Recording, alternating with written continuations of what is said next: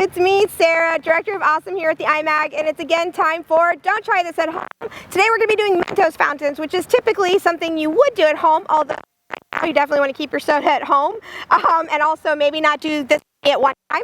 So if you've ever done Mentos fountains, this experiment is super fun.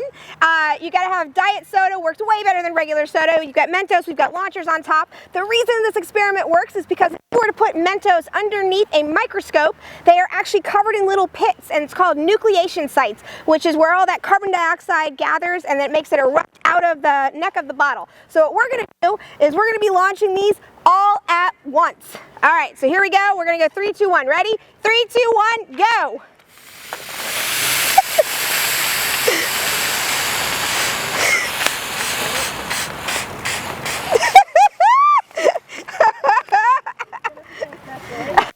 Did you get it?